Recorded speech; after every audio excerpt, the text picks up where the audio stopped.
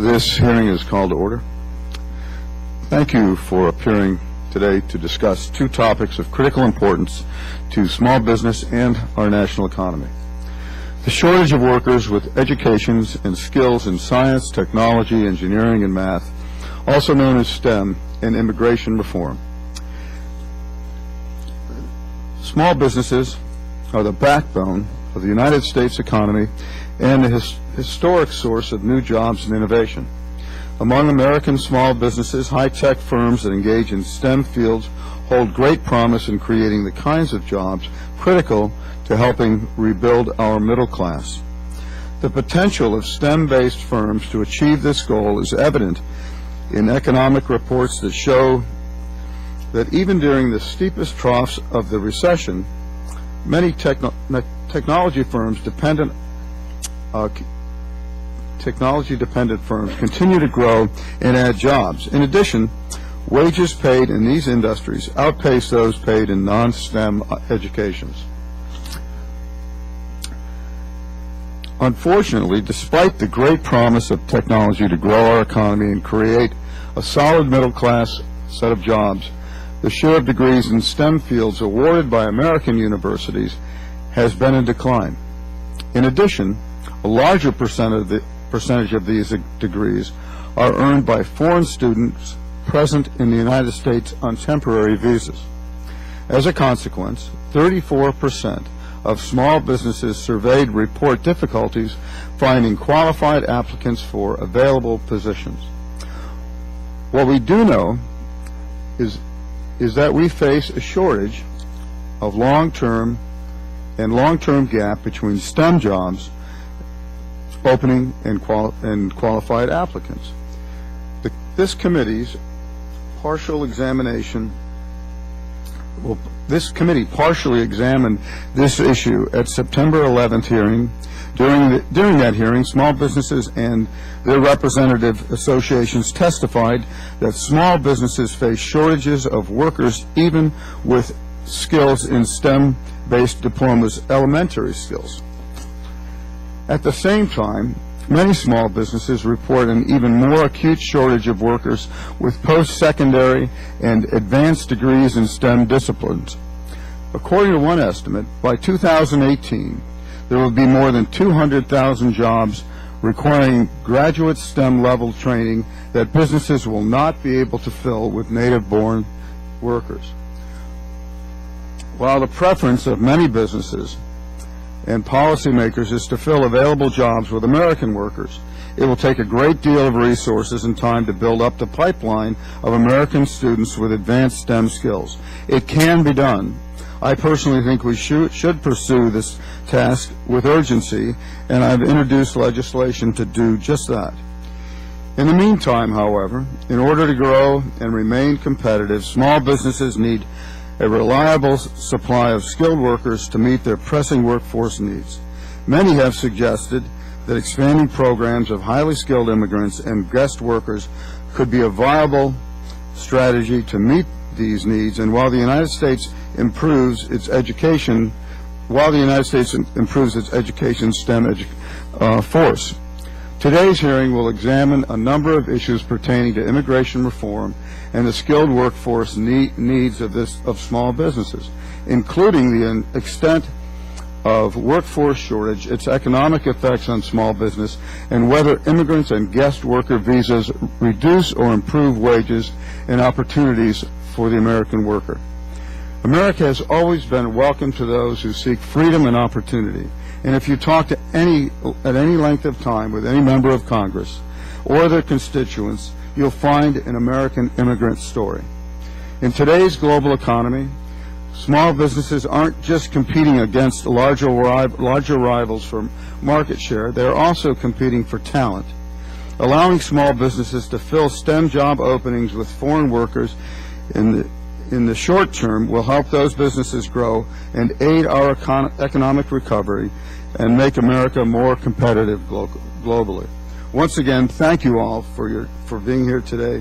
I now yield to Ranking Member Meng for her opening statement.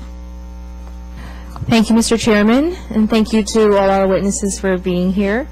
Education is the foundation of America's economy, providing the tools for discovery and the skills to participate in an evolving global economy. Perhaps no fields are more important to this reality than science, technology, engineering, and mathematics, the so-called STEM disciplines. For many small businesses, success is often dependent on being able to hire these STEM-educated workers. Without them, small firms would be left without the workforce they need to innovate and grow. It is easy to see the importance of STEM to the United States economy. STEM occupations have lower unemployment rates and higher pay, showing a high demand for this workforce. Workers with an undergraduate major in STEM make $500,000 more over their careers than non-STEM majors. During the last 10 years, growth in STEM jobs was 3 times as fast as growth in non-STEM jobs, and workers in these fields are less likely to experience joblessness than their non-STEM counterparts. As a result, it is clear that STEM education is playing a vital role in America's economy. Over the long term, its role will expand even further. According to research from Georgetown University, STEM occupations will grow far more quickly than the economy as a whole, and by 2018, there will be 2.4 million job openings in STEM fields. Finding workers to fill these positions will be essential, both to the companies in these sectors and the overall competitiveness of America's economy. The primary way to fill these positions is through increasing education in these fields. In this respect, the federal government is playing a major role, providing more than $3 billion in STEM education funding through a wide range of agencies, including NSF, HHS, and the Department of Education. These initiatives are critical to improving 2 areas at the center of STEM education: graduate study and K-12 teacher training. Supporting graduate education in computer science, engineering, and mathematics will encourage more students to pursue a STEM path. Fellowships and stipends for graduate studies are crucial in this regard. Doing so will increase the supply of STEM workers, allowing United States businesses to achieve their full potential. Similarly, increasing the quality of teacher training at the elementary and high school levels will help reverse the reluctance of many of our young students to pursue STEM education. This is important because the Lemelson-MIT Invention Index has shown that 34% of young adults don't know much about these fields. A third of them said they were too challenging, and 28% said that their schools didn't prepare them for STEM education. Simply put, investment in these teacher training programs can reverse these trends. Another important mechanism to filling STEM positions is through immigration. H-1B visas are the primary way that a foreign STEM worker would gain access to the U.S., but with only 85,000 spots, this year's limit was hit in just 10 days since taking applications. The result is that fewer foreigners trained in scientific fields are coming to work in America. Not only does this mean that it is harder to find qualified employees, but it means lower rates of entrepreneurship. To this point, according to research completed by the Kaufman Foundation, the proportion of immigrant-founded companies nationwide has slipped by 1%. And in Silicon Valley, the percentage of immigrant-founded startups declined by nearly 10%. Fewer startups mean less growth and fewer jobs, both of which we need. With these complex issues before us, I'm looking forward to today's hearing, which will provide insights into what our country can do to prepare and attract a STEM workforce.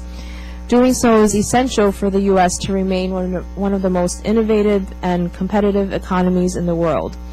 Understanding how we can increase the quality of STEM education while encouraging greater participation in these scientific fields is imperative not just for America's workers and businesses, but for the U.S. economy overall. I thank the chairman for convening this hearing, and I yield back. Committee members have opening statements. I'd ask they be submitted for the record. The lighting system is fairly simple. You have 5 minutes. We'll be flexible with that. We want to hear from you. When you see the light go yellow, you have another minute, but relax. So, our first witness is Mr. John Tyler. He serves as General Counsel and Secretary of the Ewing Marion Kauffman Foundation in Kansas City, Missouri. Among his areas of expertise are issues related to innovation and highly skilled immigration. Thank you, Mr. Tyler, for being here today. You may now deliver your testimony. Thank you, Mr. Chairman. Good morning to everyone. As the Chairman said, I'm the General Counsel and Secretary for the Ewing Kauffman Foundation. The Kauffman Foundation focuses on fostering economic independence by promoting entrepreneurial success and educational achievement. Small businesses, and in particular young businesses, have been a significant driver of job growth, and they're a major source of innovative products, services, and processes. More new firms and more growth can mean more jobs, more innovation, and improved standards of living. As such, U.S. policy must support small businesses, and especially that entrepreneurial subset positioned for the transformative growth that keeps our nation's economy vibrant. Among current policies that do not do that well is our immigration system, particularly for STEM businesses. According to the National Science Foundation, demand for STEM jobs has been growing. And part of the reason for that is not just demand within industry, but also due to people retiring and the lack of native-born talent being educated in the relevant fields, as the opening statements commented as well.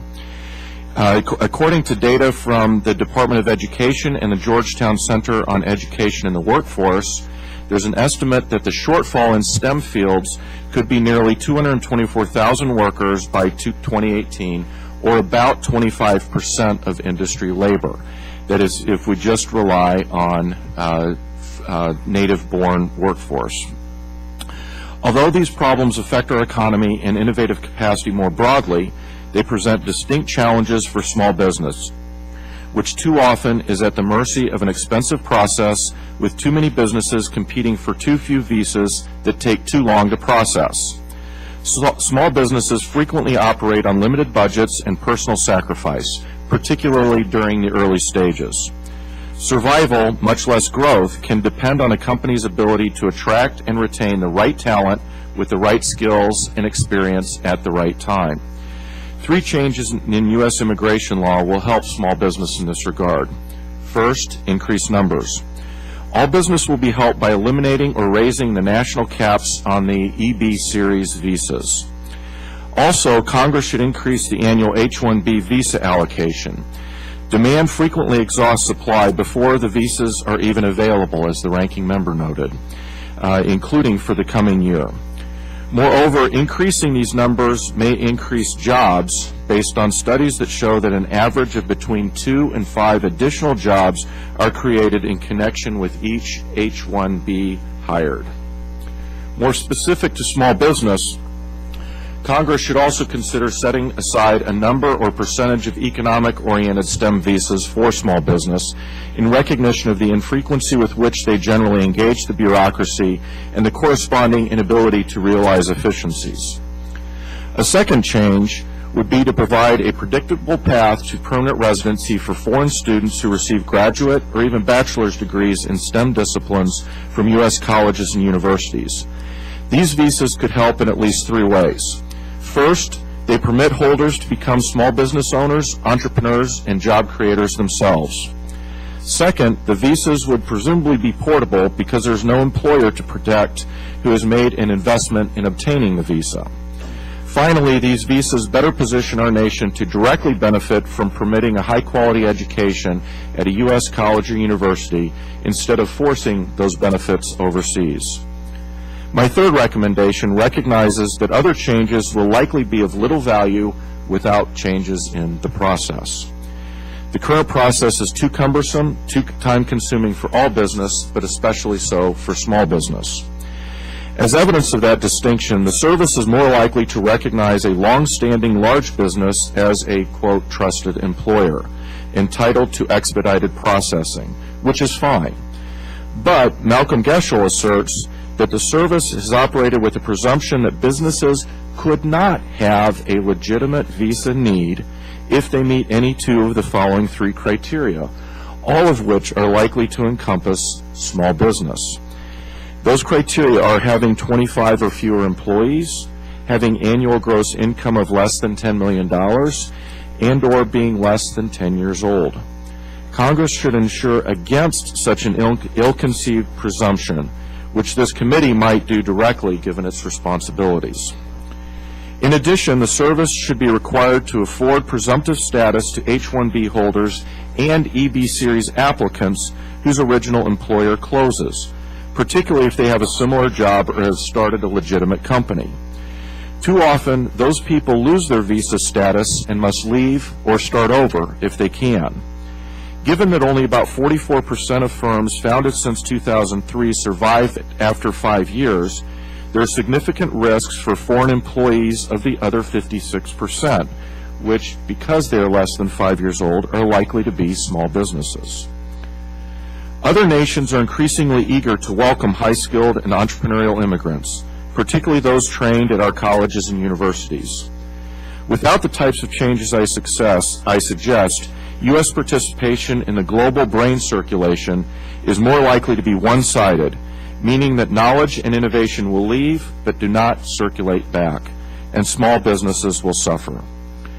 Thank you for the invitation to submit this testimony, and I look forward to your questions.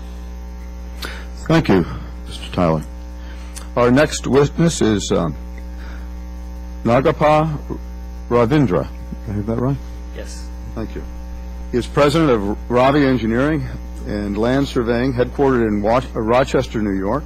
Mr. Ravindra began his business in 1995 and employs approximately 90 people. A native of India, he earned his master's degree in structural engineering from Syracuse University and has become a United States citizen. Mr. Ravindra, thank you for appearing here today. I'd like to acknowledge your wife, who's also here with you. Drove down from Rochester. You may begin your testimony. Thank you. Chairman Hanna, Ranking Member Meng, and members of the committee, I appreciate the opportunity to testify in today's hearing and how the STEM workforce shortage is affecting small firms. My name is Nagapa Ravindra, and I am the president of Ravi Engineering. We are a small engineering consulting firm based in Rochester, New York. I am here today to testify about how H-1B visas are essential to small engineering firms that need to hire engineers with specific skill sets in order to serve our clients' needs. I also want to tell you my story and how my firm would not exist without work visas for engineers. I am a member of the American Council of Engineering Companies, the voice of America's engineering industry.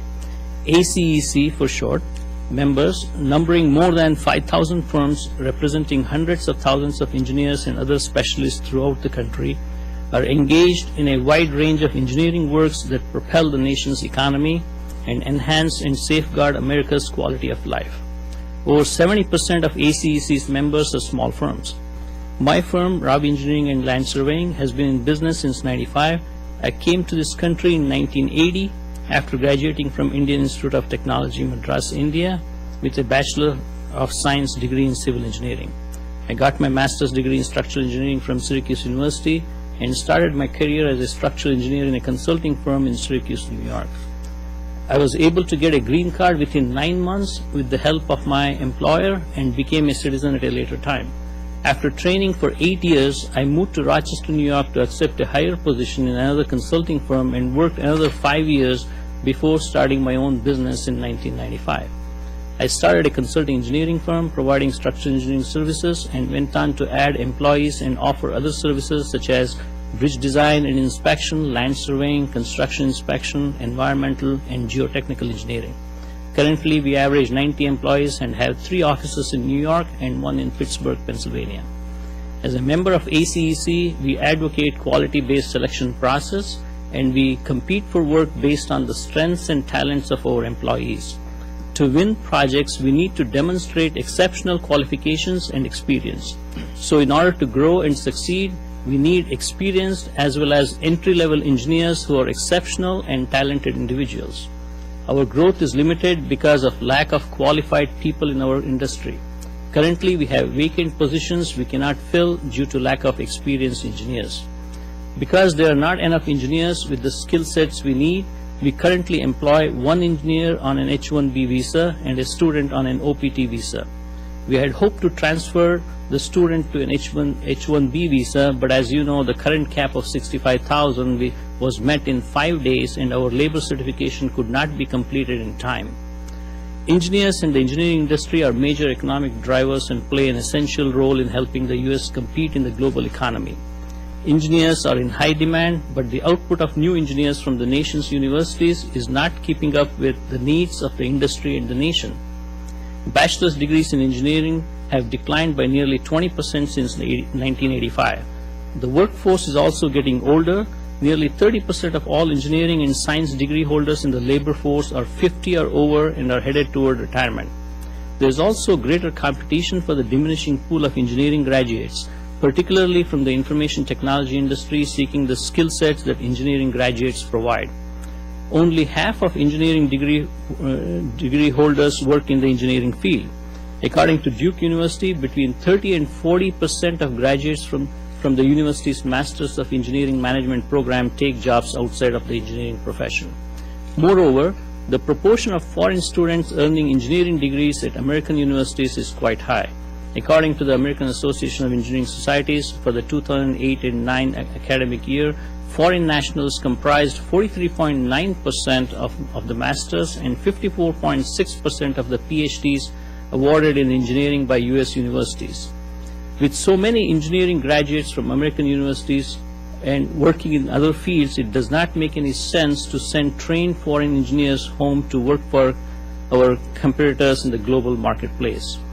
If I had not been given the opportunity to stay and work in the United States, 90 American workers would not have the job opportunities provided by my firm.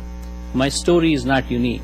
Speaking from my personal experience, nearly half of my graduating class of 220 students from Indian Institute of Technology, Madras, India, came to the United States in 1980 to pursue higher education.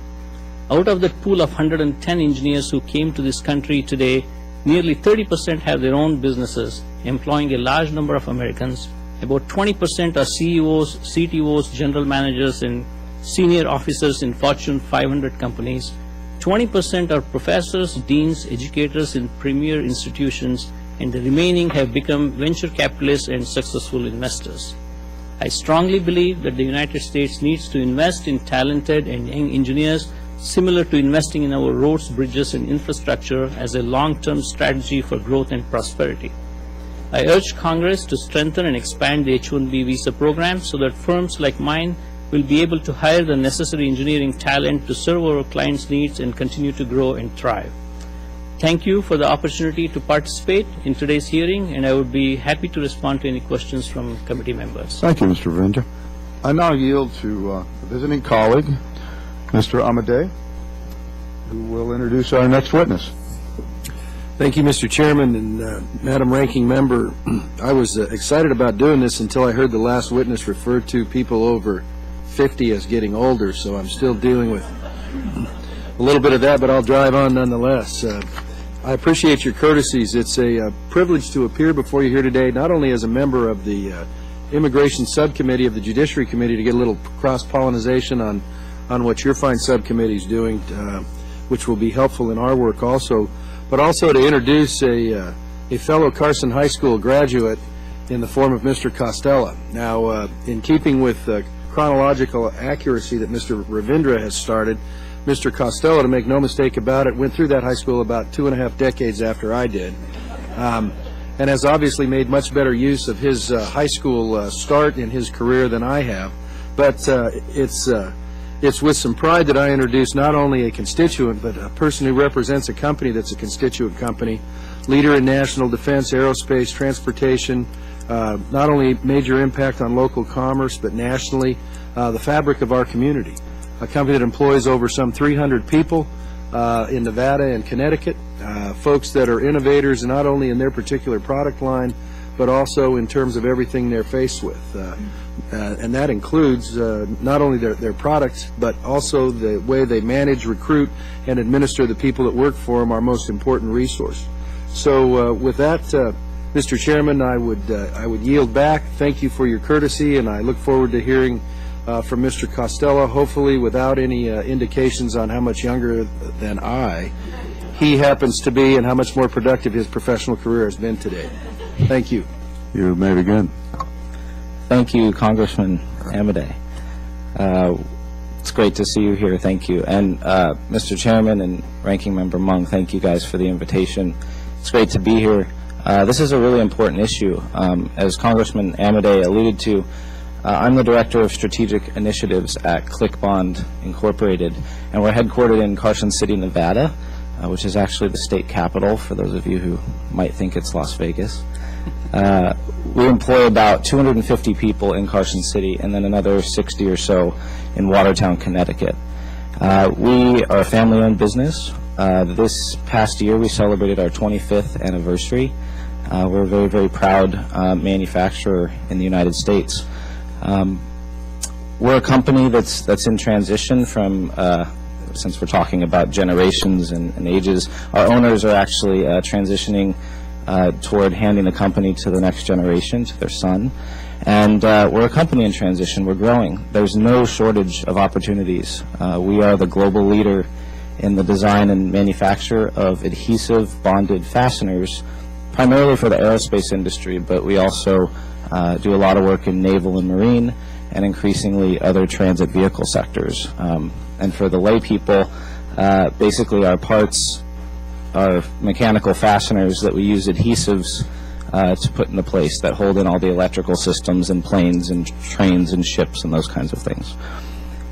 We, as we look into the future, we have an incredible workforce that's done amazing work to make us the global leader. But a large number of our folks are baby boomers. And very similar to other companies, especially small businesses in this country, those folks are going to be leaving the workforce soon. And we have to replace them somehow. And on top of that, as I said before, we have major growth opportunities in front of us. And we have to find the people that can help us achieve those goals. And, you know, unfortunately, in Nevada, we have, you know, challenges with respect to education. And we have challenges with respect to retaining folks even in our state. And that's a totally different subject. But the point is, you know, when we look out into the future, filling those jobs is not going to be an easy task. Now, we've made some major investments in Nevada on trying to address this problem. We as a company have partnered with the Manufacturers Association in Nevada, as well as our fellow manufacturers themselves, to partner with higher education institutions across the state, the workforce development system, the economic development apparatus, as well as the K-12 education system, to really define what the needs are that we have. Historically, we've pounded our fists on the table and said, you know, we can't find the people we need, and we were very good at pointing our fingers at the education system and anyone else that would allow us to point at them to tell them that we're not getting what we need. And I would say probably over the past 3 to 5 years, we've really had a change of mind where we've said maybe we need to look in the mirror a little bit and we need to be a bit more proactive about defining what our needs actually are. And so we've been very involved in our work in Nevada in really saying, look, let's talk about what STEM skills really are. Everyone hears STEM and the first question is usually what the heck is STEM? And then they hear science, technology, engineering, and math, and okay, what does that mean? For us, STEM are the basics: reading, writing, the ability to do math, the ability to problem solve. And those things paired with a propensity to show up on time, to communicate effectively and work in teams, if someone has those skills, we can train them to do any job in our company. We can put them through school, and they can become an engineer who invents the next greatest thing. Without those basics, there's not a very bright road ahead. And so, you know, we've really focused our work on trying to set that as the minimum standard, those basic reading, writing, math skills. We tend to actually look at the National Career Readiness Certificate granted by ACT as a solid indicator of that. And then as you move up the chain, you know, we have to realize that as manufacturers and as employers, when we want to tell the world, hey, we need these specific skills, well, you have to use some sort of common language so people understand what you're talking about. So we've really got behind the idea of using nationally portable, industry-driven credentials to articulate what our needs are. So, at ClickBond, we have a huge need for machine operators that can one day become journeyman level machinists. So we align our needs with the National Institute of Metalworking Skills credentials. And we've seen tremendous, success in a program that has taken people literally from unemployment to, full-time jobs with benefits and national credentials. So I'd love to talk a little more about that. Just, in closing, I see my red light is on here. As far as the immigration piece goes, when we need a person with a specific skill set, we look for someone who's the right fit, who's got the skills. And if there's a way to build a larger pool of people as we grow and as other small and medium-sized businesses grow, if we can have a larger pool of people to pick from that's more competitive, that just drives how much more excellent and competitive we can be in this global economy. So I look forward to your questions and telling you a little bit more about our company if you'd like to know more. Thank you. Thank you, Mr. Costello. I now yield to Ranking Member Meng, who will introduce the next witness. Happy to welcome Morgan Reed, who is the Executive Director of the Association of Competitive Technology. ACT represents more than 5,000 small and medium-sized information technology firms and helps them leverage their intellectual assets to raise capital, create jobs, and continue innovating. Mr. Reed specializes in issues involving application development relating to privacy, intellectual property, competition, and small business innovation. He also serves on the SBA's Office of Advocacy Advisory Council. Welcome. Mr. Reed. Thank you, and thank you for the introduction. Chairman Hanna, Ranking Member Mung, and distinguished members of the committee. As you heard, my name is Morgan Reed, and we represent over 5,000 software and other high-tech small businesses throughout the world. Our members are at the forefront of the revolutionary changes happening today through mobile apps, cloud computing, and data management. And the best news is, I'm here to tell you today, my members are hiring, or rather, trying to hire. Chairman Hanna noted in his op-ed yesterday that small businesses are the engine of job creation. Well, for the mobile apps economy, we are dominated by small business. 70% of the top-selling mobile apps, small businesses or micro businesses. Moreover, this is not a Silicon Valley-only phenomenon.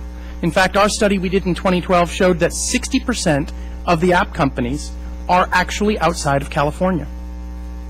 And of course, the growth that we all talked about, you've heard everyone at the table talk about, I want to put some numbers to that. $92,000. $92,000 is the current median pay according to the Bureau of Labor Statistics for a software engineer.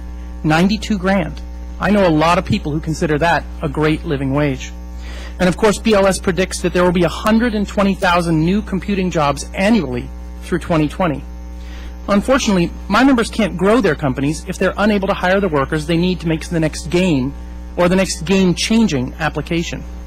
But instead of talking BLS numbers or Department of Labor averages, I thought I'd be a little more specific. So, Chairman Hanna, in your district, Inesco Avionics is looking for a software engineer to work in Endicott. BAE, looking for engineers. Congressman Mung, Hopped-In Media, which is on Austin Street in Forest Hills, they're looking for a software engineer. Aurora Games in Jackson Heights, looking for a mobile app developer. Congressman Amadei, you obviously heard from Mr. Costello, but guess what? Hodges Transportation is looking for 2 engineers, a design engineer and a test engineer.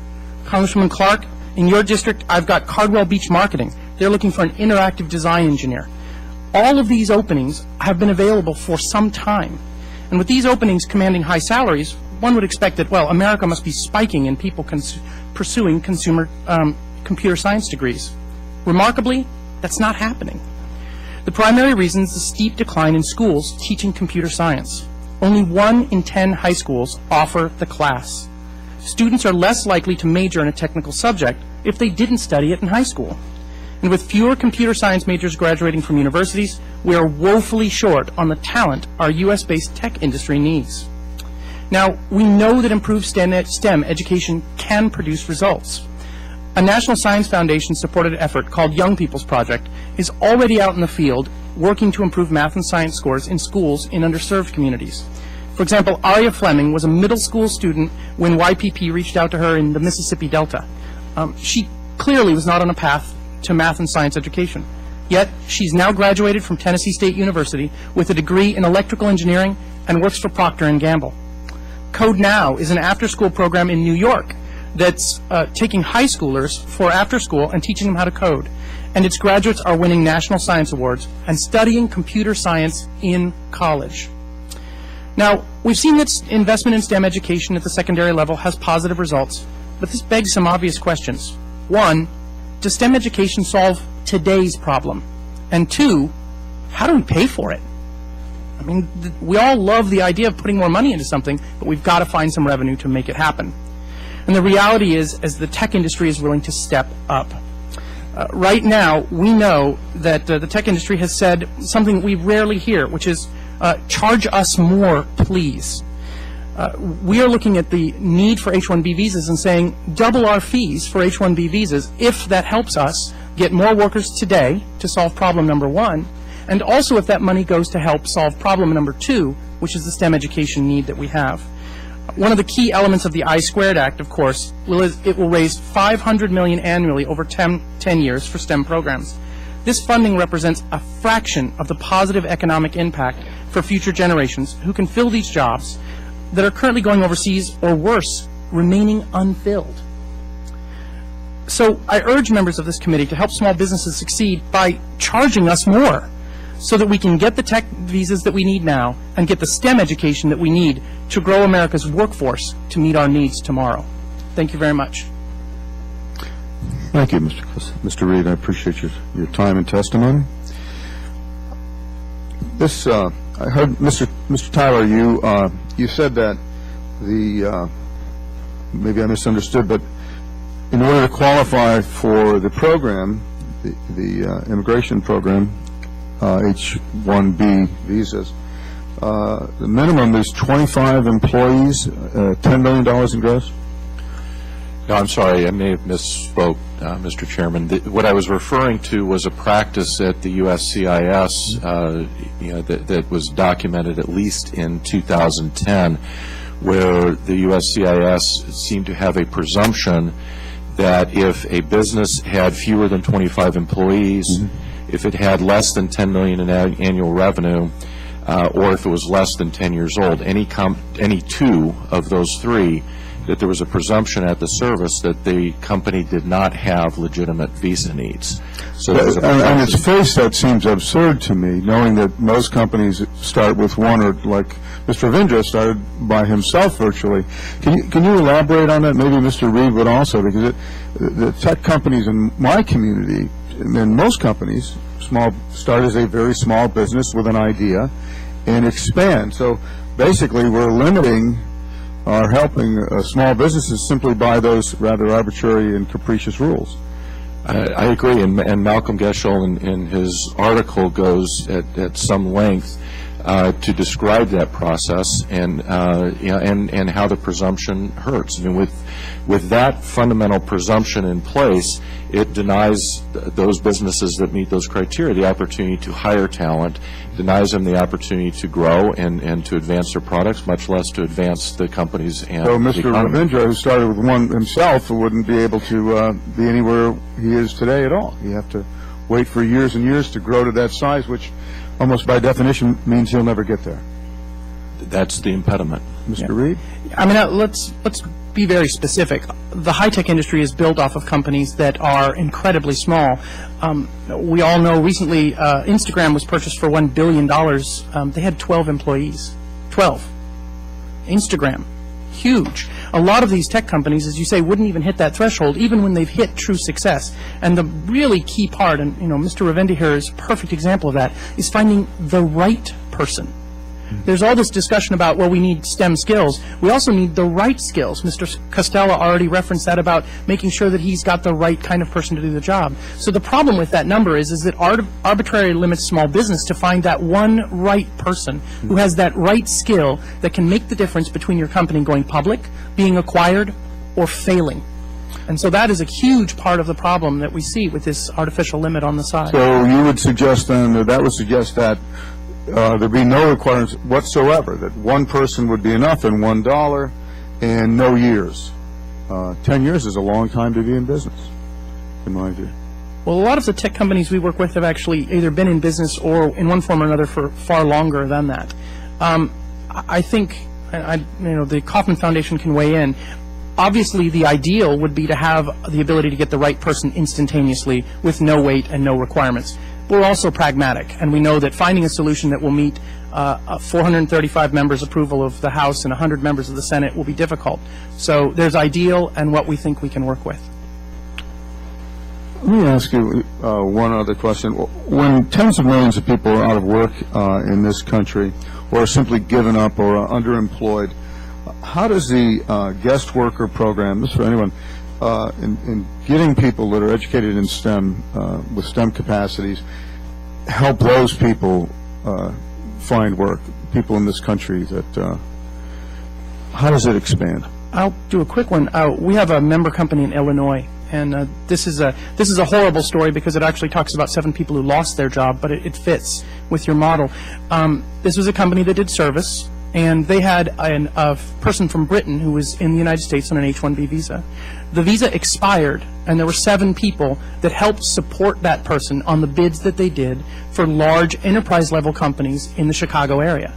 They lost their H-1B visa person, who was the team head, and those 7 people couldn't go to work. So when you look at that number, I might have one H-1B visa, but if he's the key, or she is the key to making the rest of that bid possible, completing that RFP on time, then it's worth it to have that one person, because that provides 7, 8, 10 more jobs to support the overall contract.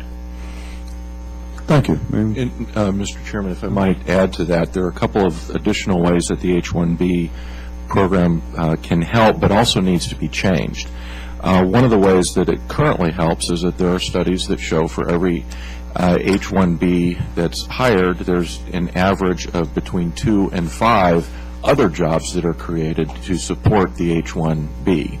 So hiring the H-1Bs can, in fact, contribute to employing other folks as well. One of the ways in which the H-1B visa would need to change to get to your point about the unemployment rate, currently folks who are here on an H-1B have difficulty, if not absolute barriers to starting and growing their own company as an H-1B.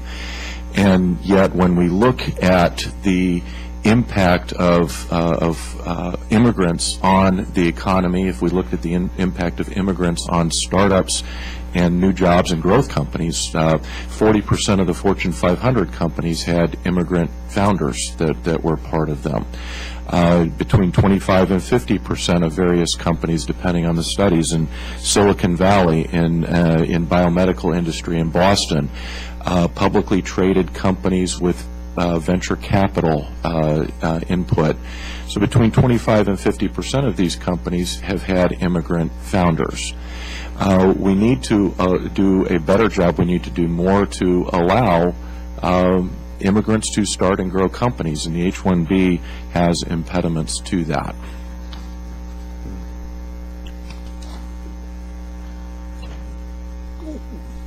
One other question, just generally. So what I've learned, and I'm pretty confident that we'd all hear this, that STEM-related jobs are solidly middle-class jobs. These people, in a world where we see declining incomes, diminishing lifestyles, the American dream, as we understand it, generally is more elusive and hard to attain, but STEM-educated people, regardless of their origin, are people who pay taxes and fall above that threshold that allows them to do that. So they add value at all levels. I'd like to yield to Ranking Member Meng Thank you. for a question. I have a question for Mr. Costella. Community colleges can play a significant role in training STEM professionals. What experience does your company have with employing these types of graduates? And anyone can answer also. Thanks for the question. Community colleges, I mean, they're such a godsend for us, especially in Nevada. We actually, I'll tell you a little bit about some success we've had. We have a need, like I said before in my opening remarks, for machine operators. These are folks who, the machine operator, just for folks who don't know, is the entry-level point for a career in machining. So if you want to be a journeyman-level machinist that gets paid quite a bit of money to do your work, the entry point is a machine operator. We aren't unique in the Northern Nevada area. A lot of small and medium-sized manufacturers have that need. So what we were able to do was come together as a community of employers and say, we have this specific need. As I said before, we need to use the National Institute of Metalworking Skills credentials to validate that skill set. Then what we did is partnered with two of the community colleges up in Northern Nevada, Truckee Meadows Community College and Western Nevada College. We got them engaged in understanding what these credentials were and what they validate, and they agreed, because these credentials are nationally portable and industry-driven, and third-party validated and driven by longitudinal data, that they could actually grant academic credit along with the credential for anyone who would go through a program to receive it. We then partnered with the workforce system so that the community colleges could get their facilities up to par to be able to train toward the National Institute of Metalworking Skills standard. And then we partnered as a community basically to go look at the unemployment lines and screen people to say, okay, who's got the basic skills, reading, writing, math, problem solving, and who can pass a drug test? It's serious. People laugh, but it's a problem. So the folks who could do that, who could earn the National Career Readiness Certificate, be drug-free, were then interviewed. And the folks who made it through that process, I think somewhere around 40 folks ended up going through this program initially. In 16 weeks, they went through 8 weeks of in-classroom training on, measurements, safety, materials, 5 days a week, 8 hours a day. The second 8 weeks, they did 3 days a week in the classroom, and the last 2 days of the week were spent in on-the-job internships with the employers who had the need, who articulated that need up front, paid internships.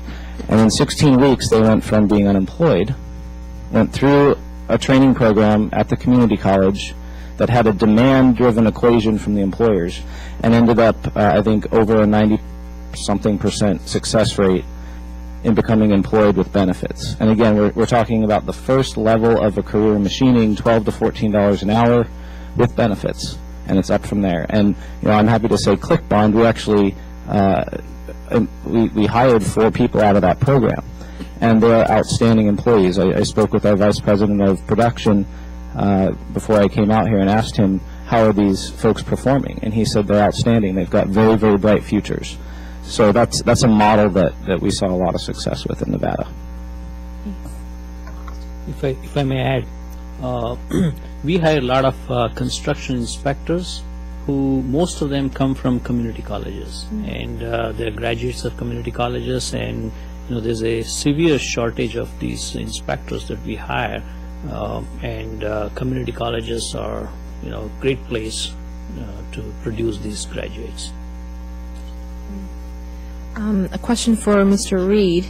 You propose to increase visa fees and use the additional revenue to pay for STEM education, and maybe Mr. Ravindra would want to answer too. Do you believe that smaller firms would be able to afford these visas, or would large businesses end up being at an advantage because of their deeper pockets? The cost, when you look at an employee for the software sector, the cost of an H-1B visa, and worst of all, the time that it takes. Remember, as you've all talked about, it was a matter of days until we hit that cap. So if you look at lost productivity, a few $1,000s more is nothing compared to the cost of the acquisition of a talented software engineer. So if I'm going to pay somebody $92,000 and you're going to say I'm going to have to pay $2,000 or $3,000 more to acquire them, that's nothing. The legal fees that go into H-1B far exceeds the actual visa account. So whether you double our fees or more, it's not a significant portion of getting that right person. And so absolutely, unequivocally, when I've talked to our members, they have said, if I get the right person out of the deal, I'll take it in a heartbeat. Well, I don't know about that. As a small business, we are certainly watching our dollars, and whenever we hire people, we try to hire through the internet and then through trade journals and then advertising ourselves. We don't even go through a headhunter. So any cost increase would not be looked upon kindly by the small firm industry. So it does affect our bottom line, and if that's what it takes to bring in more educated people with the right skill sets, we probably will pay for it, but definitely it's not a good idea. Yeah, if I could add in, it may be worth considering some sort of, or exploring some sort of a compromise, similar to what the U.S. Patent Trademark Office has done. They now have multiple tracks by which you can get patents through the PTO, and one of the tracks, you get an expedited track if you pay a higher fee. So rather than increasing the fee on everyone, there's a possibility that a multi-tracked system could could help. And but particular considering the effect on small business, a track for small business could also be useful. And I'll amend mine to say, yes, you're right, we all are watching our bottom dollar, but right now the desire to get a product to market is really critical for us. And so there's another element of it that I think is important, and that is that large businesses will actually be helping to build our domestic developer workforce. So I did not want to make it sound cavalier, but I want to keep our eye on the prize, and our eye on the prize is getting talented American workforce built here in this country by any means that we can get it done. I just want to add one thing. I do agree with Reed when it comes to the cost, allocation. The major cost is spent on the lawyers, who help get these visas together. So if we simplify the process, we can certainly save a lot of money. And then the part that goes to pay for the H-1B visa itself is not a big portion of the whole process. So yes, I do agree with Reed. We can absorb some cost increase in the processing of the H-1B visa. If it is simplified quite a bit, then we save a lot of money on lawyers.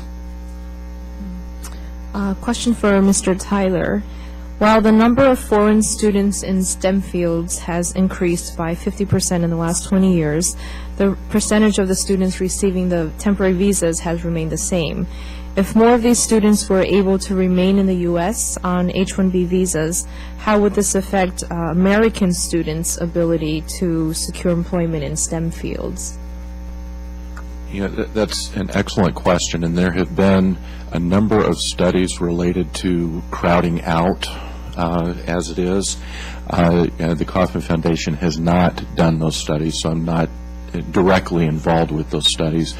But a number of the studies do show that there is not only not a crowding out effect with regard to those jobs, but there's actually in some ways a crowding in effect, because it with the foreign students getting jobs, it's creating other opportunities. I mean,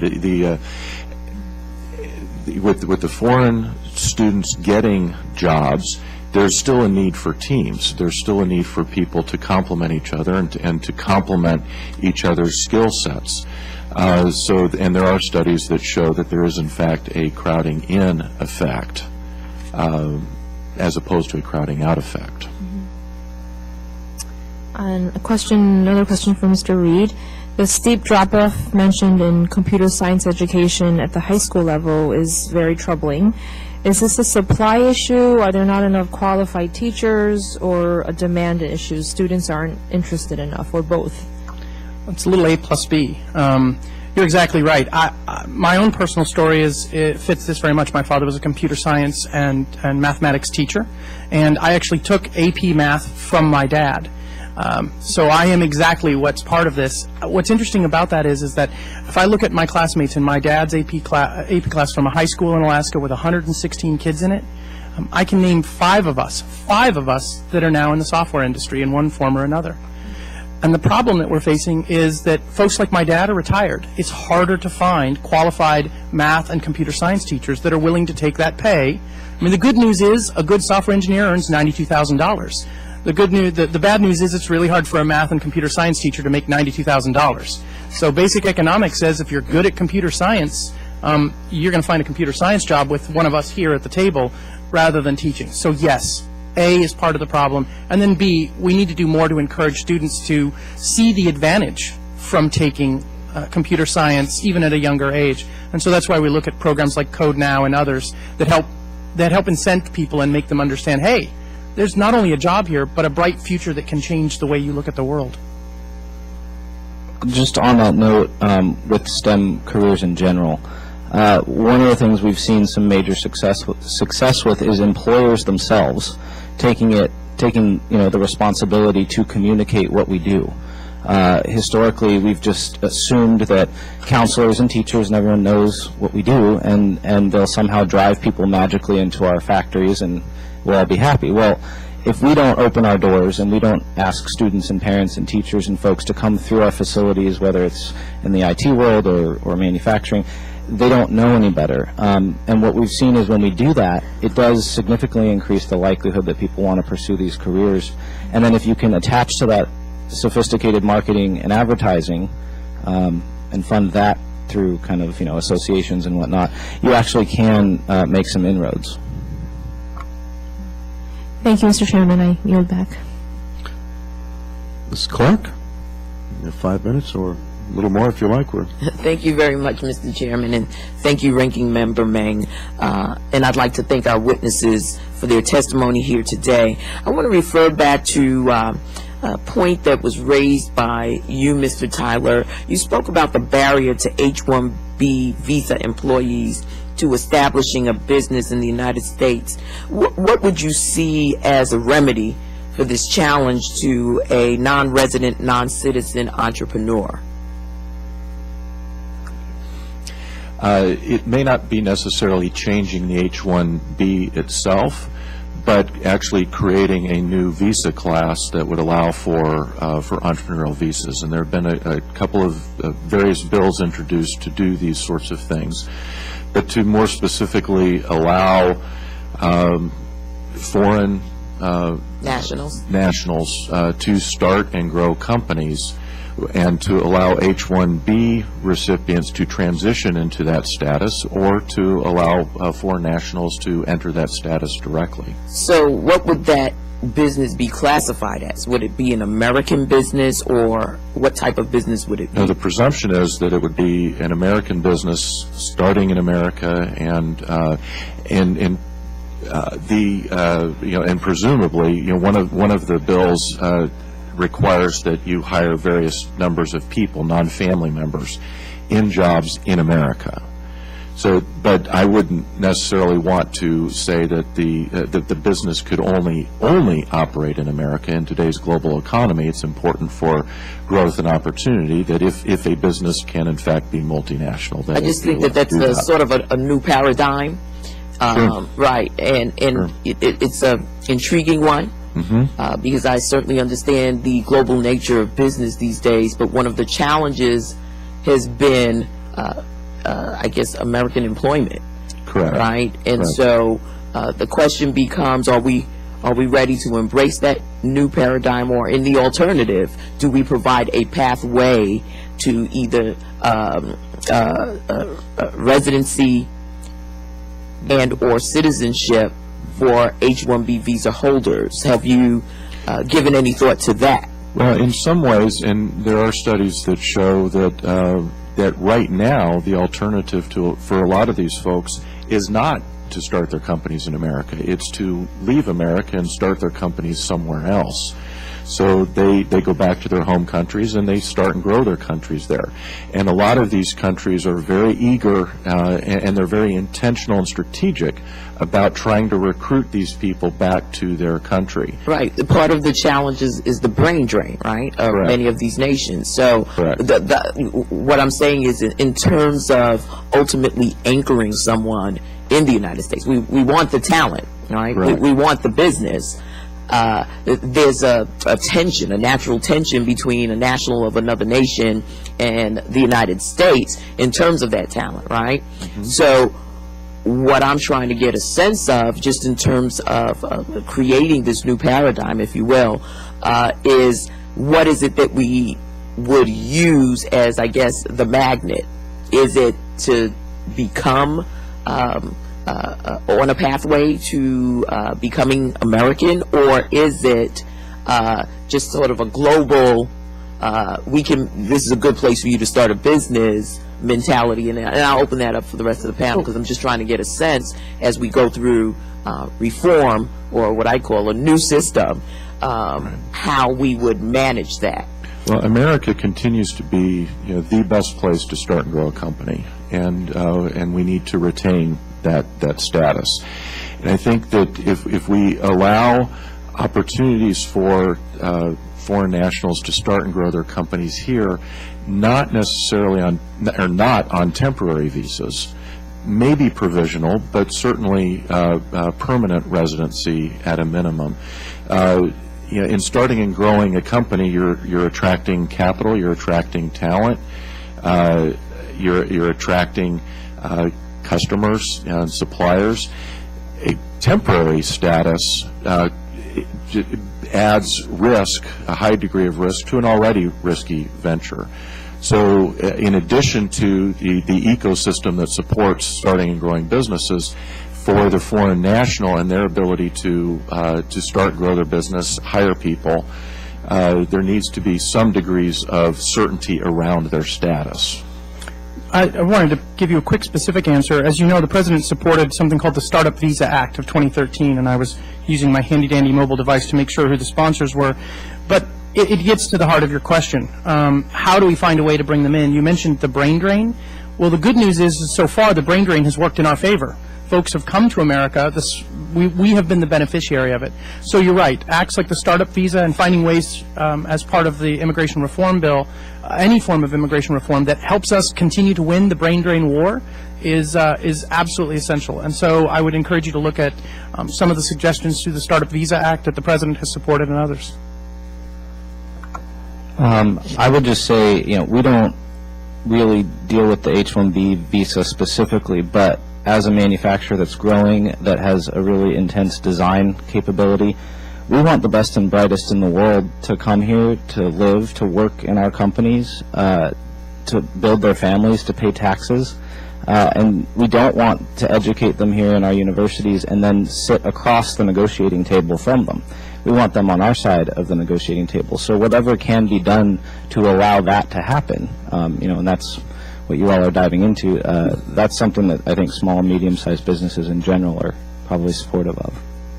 Thank you very much, Mr. Chairman. I yield back. Thank you. Ms. Chu, are you prepared to ask a question? Go ahead. Mr. Reed, I've heard, well, in fact, actually maybe for the whole panel, I've heard many of you address the solution for STEM job shortages via immigration reform, but no one's mentioned the large pool of potential STEM workers that are women.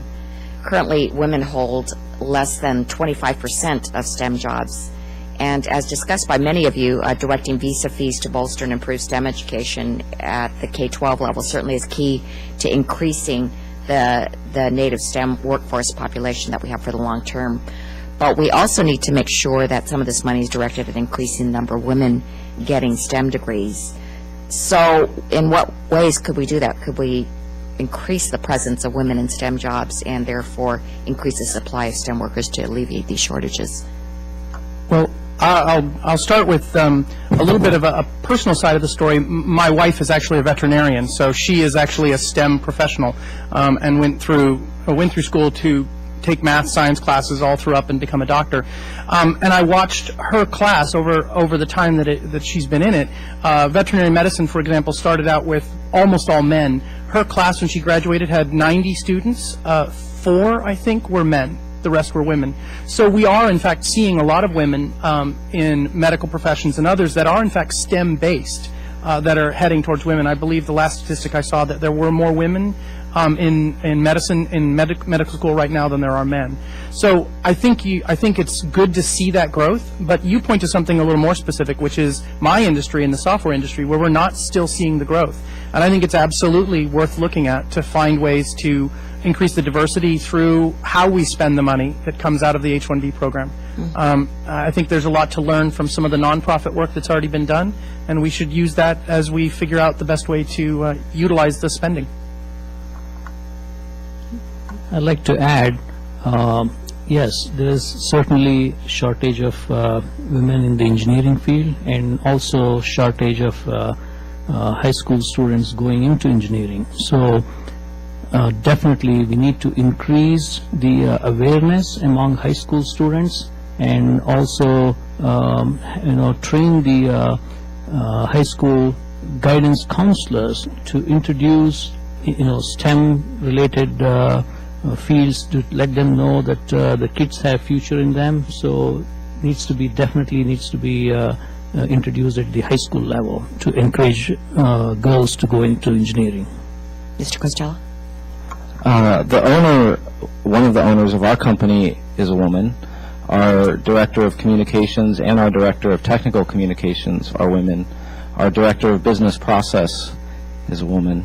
And one of the things that we find extremely important is making sure that when we engage with schools, both letting parents and students and folks into our factory, visiting schools for career fairs, is to show that, our sector isn't just putting parts together. There's a whole slew of jobs that are interesting, and showing the folks who are in leadership in our company, who are women, having them go out and be the spokespeople too. It has a tremendous impact in inspiring young girls that these are careers that they can have. And so, I go back to, I think the answer lies with the employers taking responsibility and taking this seriously enough.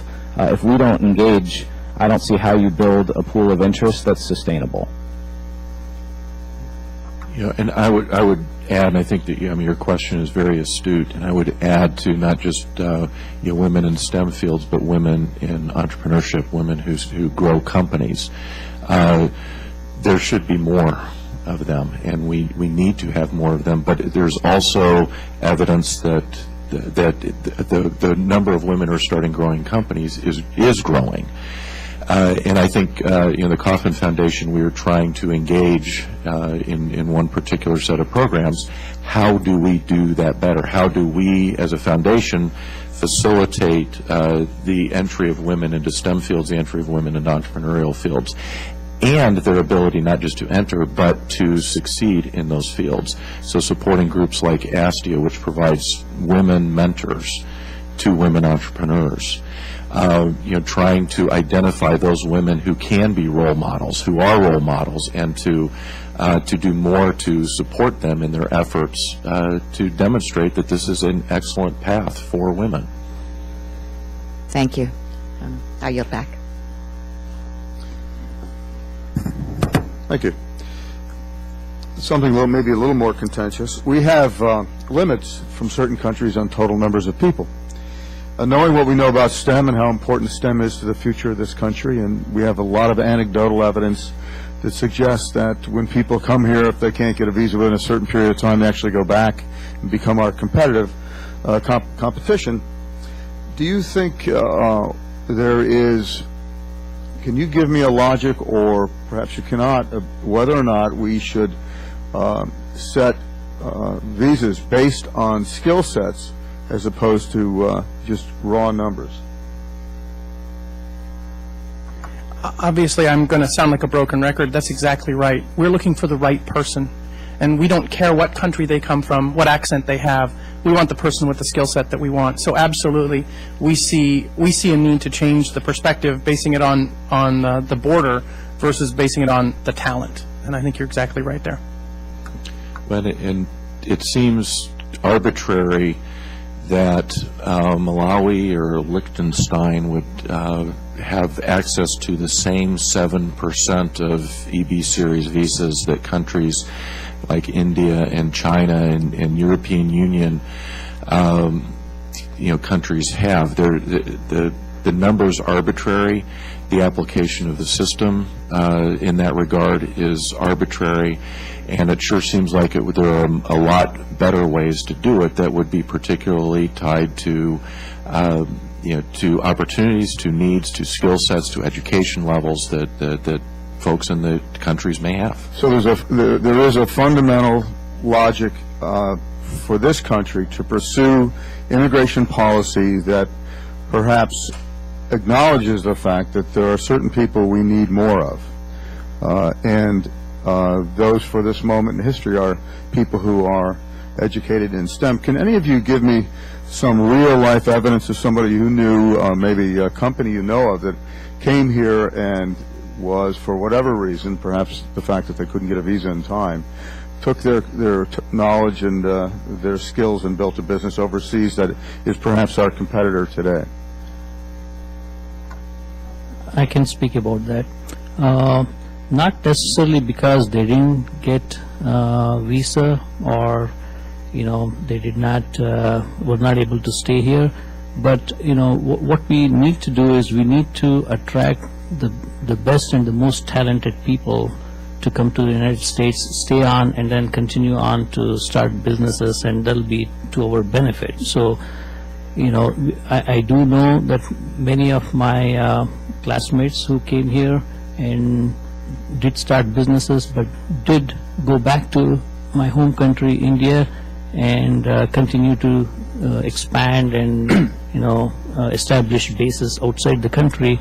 It's just global economy. So whatever they thought for their business that it would be beneficial for them to be in India instead of being in the United States, they pursued that. So not because they weren't able to obtain the visa or anything, but lately things are changing because like I said, when I first came here to this country 20, 30 years ago, I got my green card within 9 months. So that's a big difference. And today, for a student to get a green card, it takes 8 years for somebody from my country. So there's definitely, the person is going to think about it and then say, hey, if there are opportunities elsewhere in other countries as good, why would I want to stay here? So that person would think very seriously staying in this country and go outside. To follow up with that then, and I'm going to read you something, I'll ask the question quickly. So we are the competitive place to be. People want to start businesses here. We have great educational systems here. And to your point, if it takes 9 years, people are going to think twice about whether or not they should even bother. But this is from David Brooks, a columnist from the New York Times.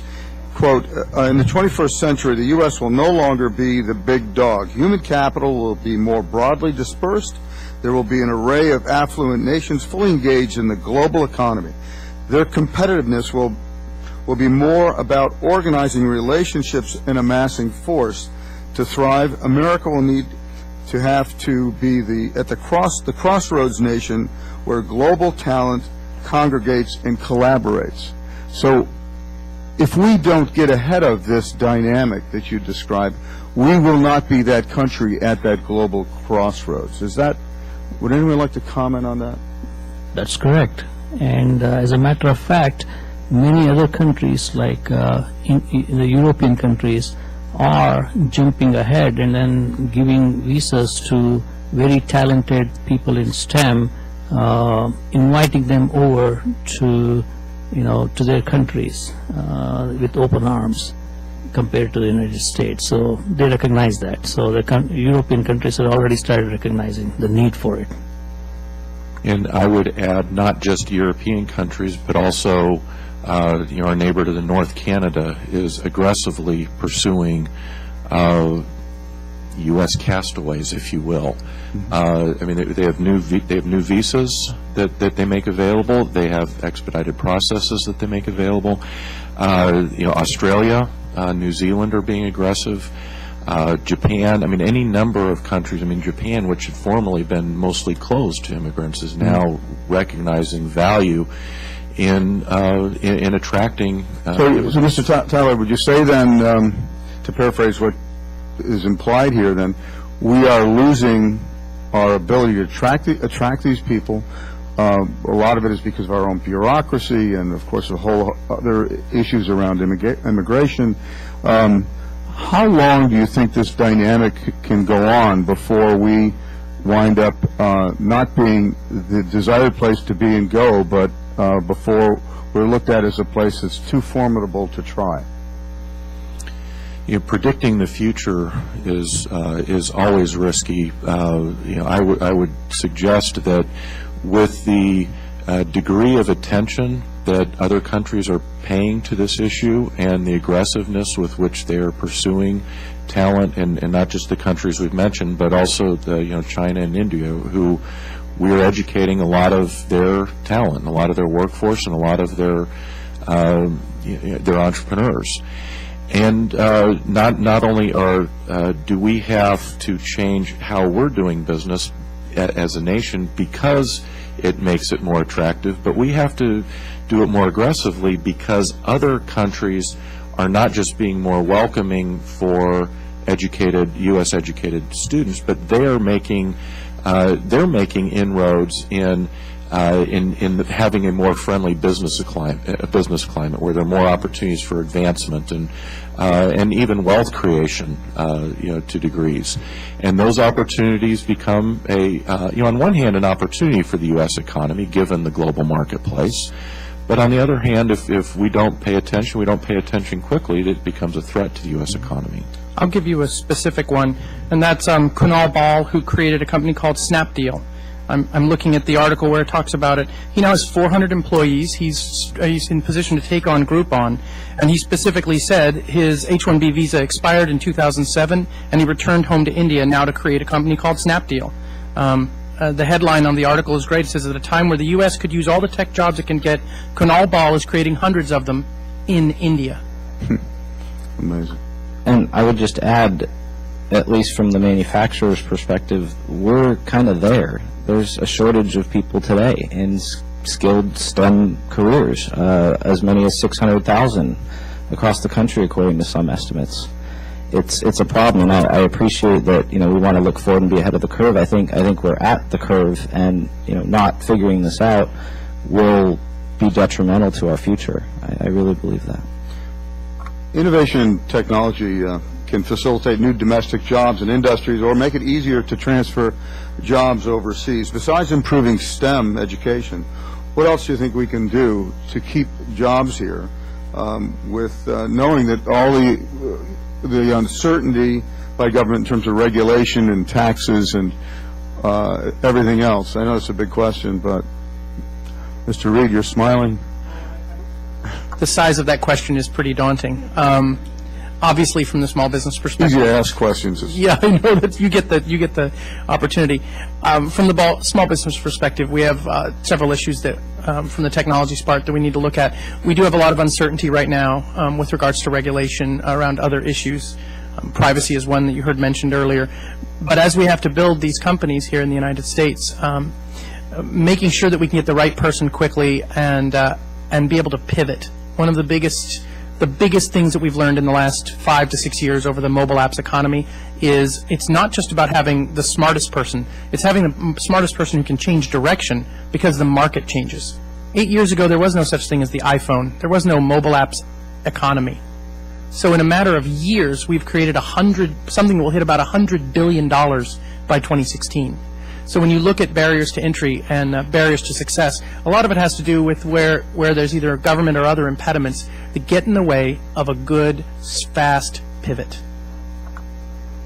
And part of what could be done to alleviate that is just even looking at the amount of regulation that currently exists, and too often regulation gets adopted and it stays on the books without any real effort over time to evaluate, is it still right? Does it still make sense? Should we do away with this regulation?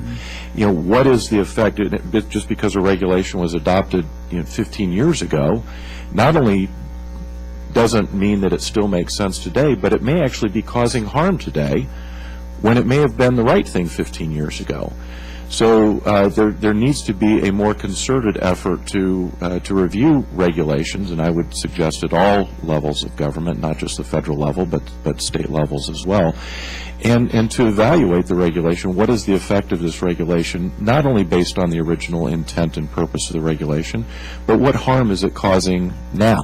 What harm is it likely to cause in the future? And are the benefits which comes in more important, the benefits to be gained or the harm that's caused? And a lot of that harm that is caused is increasing the expense associated with starting and growing businesses. And as a small business that's part of the aerospace and defense supply chain, for example, one of the things that we've worked very hard in our engagement on the Hill is to try and educate folks that while the regulation may be well-intended, and it oftentimes impacts our customers, and a lot of people don't realize a lot of small businesses, their customers are the big OEMs like a GE or a Boeing or a Lockheed Martin or a Northrop Grumman. And so while there may be regulations that, impact those guys at the top, there's rarely very much analysis about how it impacts the second and third and fourth tier suppliers down the chain like us. And we employ people with those good high-paying jobs that, if through the stroke of a pen a program's just wiped out or some sort of regulations put in place that adds tremendous amount of costs, that doesn't affect the big guys. That comes right down the chain to us. And at some point it becomes not sustainable, and it gets kind of scary. So I would say the cognizance of the entire supply chain and how decisions here, which I truly believe are well intended in many respects, how do they actually impact the guys on the front lines? Thank you.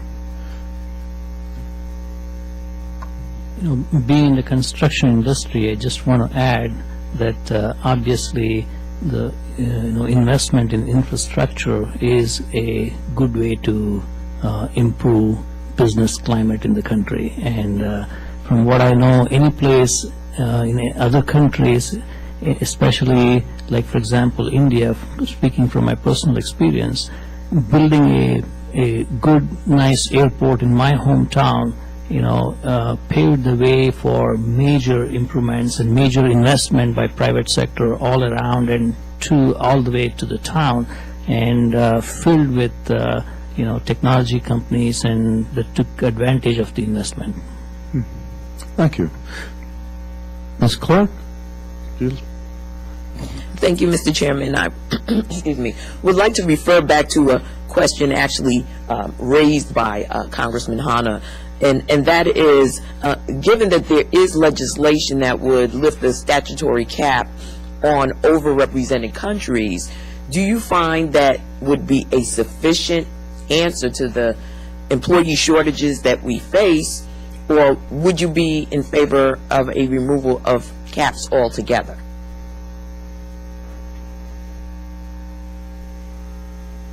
I think that Did you kind of get where I was going with that question? if I understand the question, you're asking if eliminating the per country cap in the EB series visa, is that going to solve the need for talent?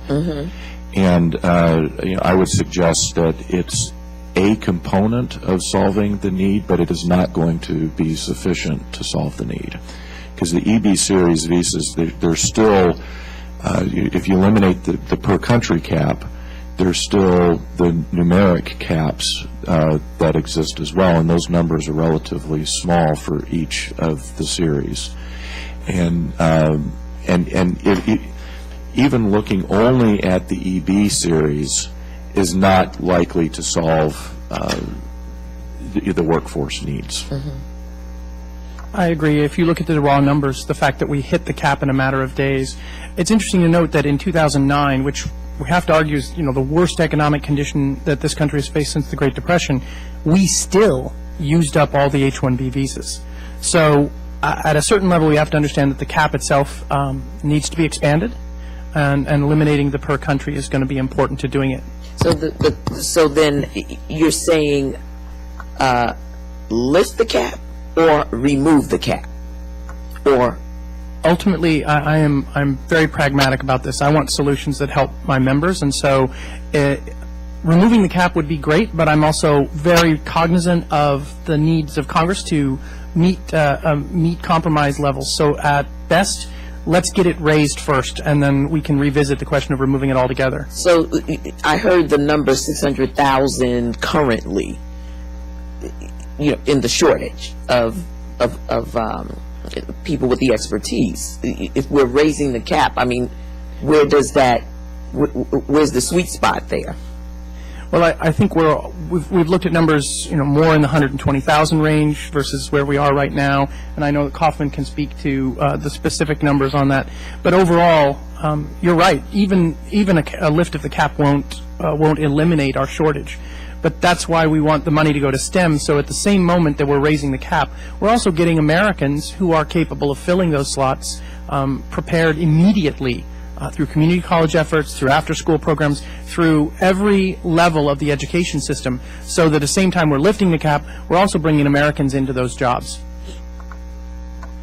Just want to add, I would be for removing the cap because for the primary reason, as an employer, when I'm looking for employees, I'm looking for a certain skill sets, and I'm also comparing the foreign students and graduates with the local workforce available, and I want to hire the best. So the market will dictate if you remove the cap, and if the market is flooded with too many foreign graduates, and if the companies will have an abundant supply, and then they're going to hire the best, and the remaining will ultimately go home anyway. So I don't think removing the cap is going to hurt us. Very well. One final question, Mr. Chairman. Can you provide us with an idea of the diversity of the potential foreign candidates with STEM degrees that you're finding in the aggregate candidate pool? I mean, where from around the world are we talking about? Is it just every nation? We certainly know of India and China. I heard the EU also mentioned, but they're our main competitor right now. I just don't see people, rushing out of the European Union unless, I guess financially there's an incentive. But, what are we talking about here? Actually, we've been able to get some good talent out of Ireland. Their economic situation, they have a great education system in Ireland. They've produced some really skilled software engineers over there. And you're right, we're willing to pay more. And that's not a bad thing necessarily if we get the right talent. So I think it's good that we face off against our competitors like Ireland, like the EU, and say, come to America. If you're better, smarter, faster, we'd love to have you here to help create jobs. So it is all the way around the world, but we should never take our eye off the places that are directly competing with us.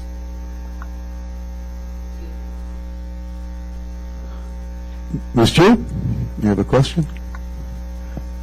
Yes, I wanted to ask specifically about the Senate bill that is before us on comprehensive immigration reform. Mr. Reed, you pointed out that simply increasing the H-1B cap will be not enough to solve the STEM worker shortages that we are facing.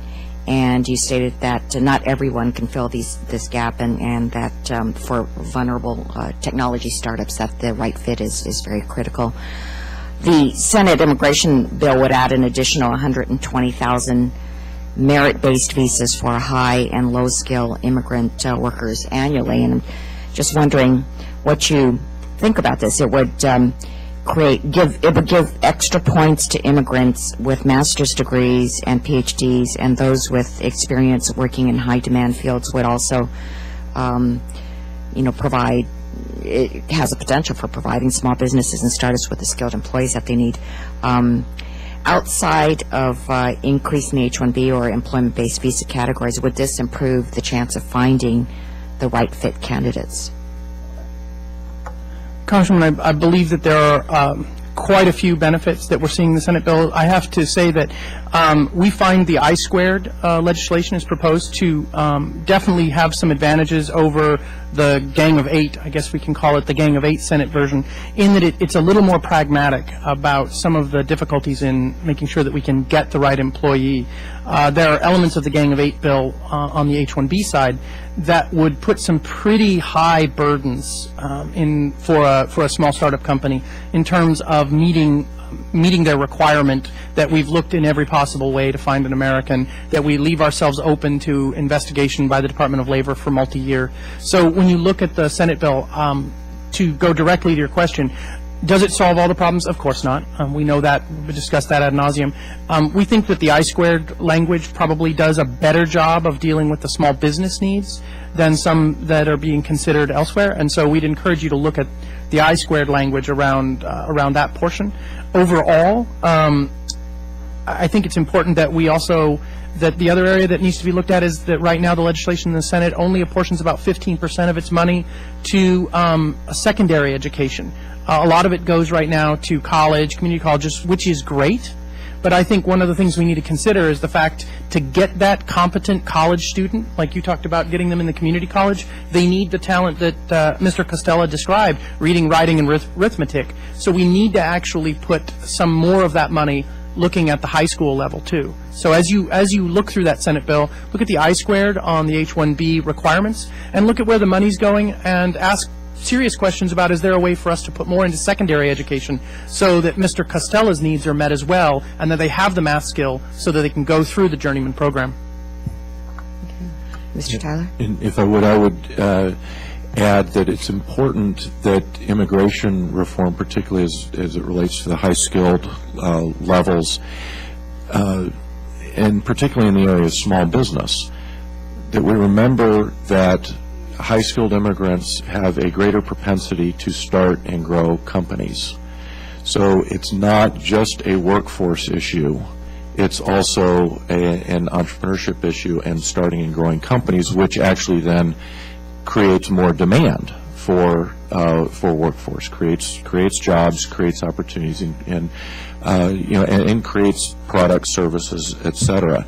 So it's important that there be opportunities for folks, as I mentioned earlier, for foreign nationals to come to the U.S. to start and grow their companies here, and also for foreign nationals who are here on temporary visas or other restricted visas to be able to have a pathway to starting and growing their business. Mr. Tyler, there is, you're talking about the Senate immigration bill, it does have a provision that would improve the portability of visas. And in your testimony, you mentioned that small businesses would particularly benefit from procedural changes to the law that allow for this portability. Could you expand on this point and explain why it would be important to you, how it would benefit small businesses? Well, portability is important for a few different reasons. The absence of portability ties the immigrant to a particular company, ties them to their sponsor, and that creates it creates opportunities for below market wages, below market working conditions, because of that specific tie to the employer. Because if the person who's sponsored by the employer leaves that employment, they have to either leave the country or find somebody else to sponsor them. So having degrees of portability is important because it becomes a pressure against abuse of the system, which is important. Portability also needs to encompass the possibilities of starting and growing companies, as opposed to finding another employer sponsor. Starting a company and having that company effectively hire you becomes part of portability as well. If I may add, I was speaking to a friend of mine who owns a small business, not exactly a small business, but a company with 200 plus employees. I asked him about how many H-1B visa that he has hired and sponsored, how many employees, and he said none, because the complexity of the process, scares small businesses, and they really don't want to deal with going through the H-1B process to hire people, and they will not just do that. And so simplification of the process is very critical for small businesses to hire, H-1B visa graduates. I would second that. Just as a smaller business, when we look at that, it's burdensome to figure it out and understand all the details. So, we'll adopt our own measures of finding the right people, but simplifying that would help us access more talent, which makes us more competitive and helps us grow and create more jobs. So, thank you. Thank you. I yield back. We talked a little bit about the Senate bill. Part of it, to protect opportunities and wages for domestic workers, the Senate bill includes provisions that would require employers to pay H-1B visa employees higher wages. Would anybody like to speak to that, if any way you like about it? Well, I can speak a little bit about it. When we sponsored an employee for the H-1B visa and talking to our council, they advised us that, we need to pay the prevailing wage, which is like whatever the average rate of pay is for that employee, and not pay any less than that for the chances of that employee to get the H-1B visa. So we cannot really go out there, hire foreign graduates assuming that, we can pay less and then, make money out of that. So we don't do that. And also our council told us that the rate of pay got to be on par with anybody that we would hire. So basically you would say then the Senate provision is irrelevant, that it's unnecessary? I'd say that right now, I know that being in the software side, it's a little different than my colleagues here at the table, but we're not finding that people are saying no to hiring the right talent because it's slightly more. In fact, we're actually looking at wage competition the other direction, which is trying to keep our best employees in our company by doing anything we can, including salary increases. As we all know, those are going up. So it's not really relevant to us right now in the software sector. Well, what you're really saying is the market is taking care of it. Absolutely. Okay. And Mr. Chairman, if I might add on the compensation side of things, small businesses have a tendency to compensate their folks in a lot of different ways. It's not just salary. Dollars and cents. Exactly. So it's salary, but there's bonuses that come into play, and a lot of times, particularly with very small businesses or even growing small businesses, there's equity that can be part of the compensation. And as I understand it, the prevailing wage calculation, the immigrant calculation of market wages is salary-based. It doesn't account for bonuses. It doesn't account for equity. Now, equity is hard to value, and particularly in a small company and closely held company, but at the same time, there is value there, and that can be an important aspect of the compensation. I think that's actually, and I apologize for not even thinking about bringing that up, that's actually probably one of the most critical areas for us. If Congresswoman Mung had a great idea and she and I wanted to start a high-tech firm and we had, the change rattling around in our pocket, the way that she would be compensated for her brilliant idea and all of her successful output would be stock, would be some other compensation, equity in the firm. And when you take that away from us, it makes it a small business. It gives us chops us off at the knee a little bit when we're going up against a much larger company that it can do it all through salary. So absolutely, and thank you for bringing that point up. Let me reverse the notion a little bit, the question. On our current path with our current laws, and we all know immigration is on the table now, and a lot of people are hopeful that by September we'll all have something settled.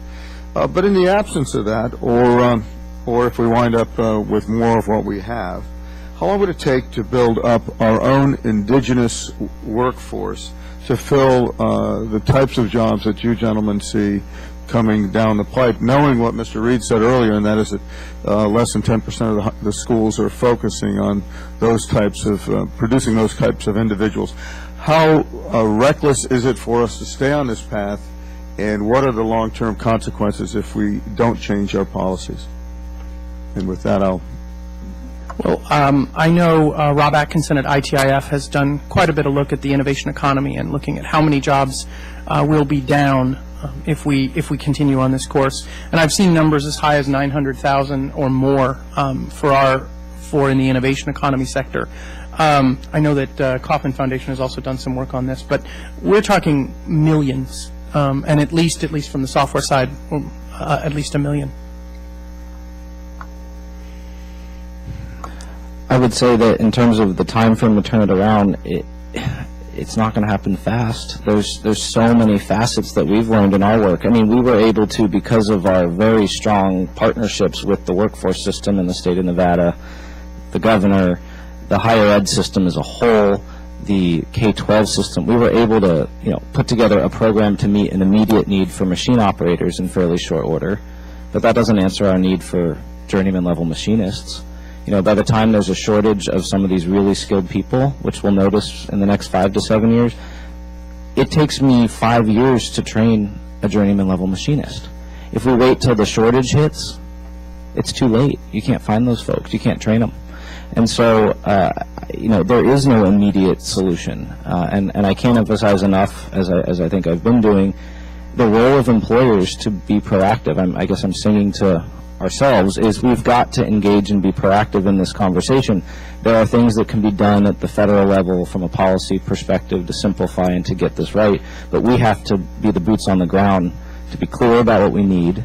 We have to engage with the community, with students, with parents, with teachers to make sure that these careers are viable options. And, without those pieces all coming together, I don't know where the solution's going to come from.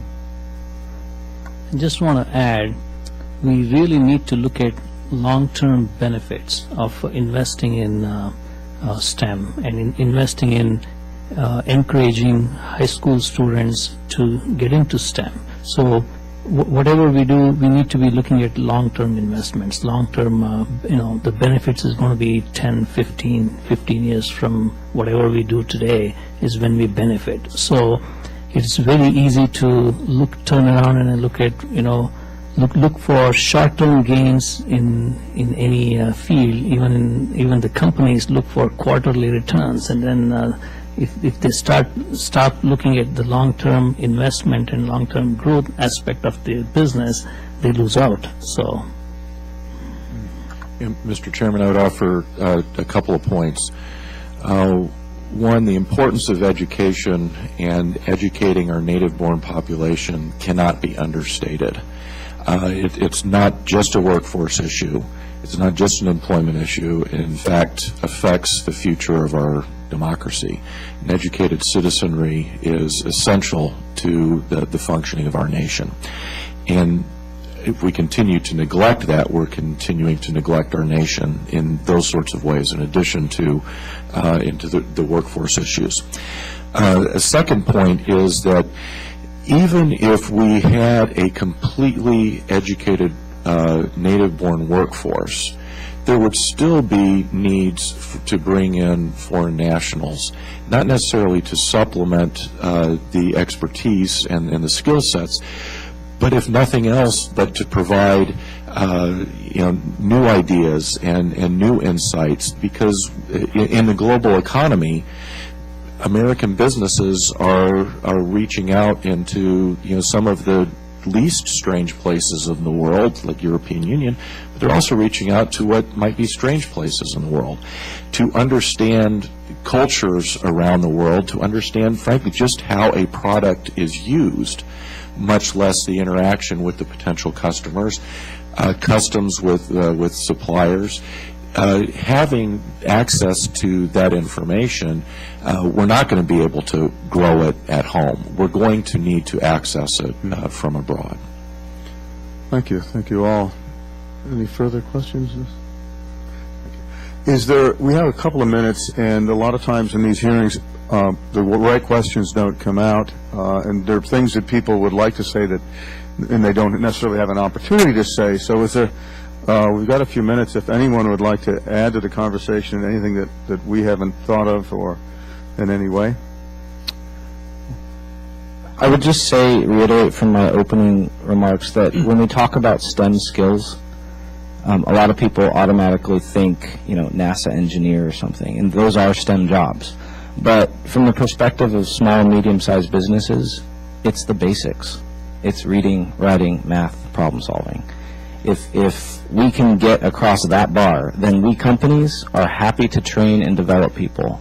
It's very, very normal for a company like ours to make substantial investments in developing and cultivating talent from the start all the way up through the senior levels of the company. So, you know, I just hope we don't think STEM is this separate kind of entity out there that's different than the basics. It's the basics and then all the way up. Sure. So knowing that people change jobs 7 or 8 times in their lifetime, knowing that what once was true, that you could have a set of skills, today there's different truth. You need a long-term set of skills that you keep up with throughout your life to stay competitive, and that if we're going to build a thriving middle class in this country, that our taxpayers that rebuild this country in a way that we would like to see it rebuilt with a positive future for all of us, particularly with high unemployment and this enormous debt that we're facing, we need to focus on STEM. With that, I'd like to thank you all for your time today. It's been very valuable, and I know you go through long distances and a lot of work to get here. I ask unanimous consent that members have 5 legislative days to submit statements in supporting material for the record. Without objection, so ordered. This hearing is now adjourned. Thank you.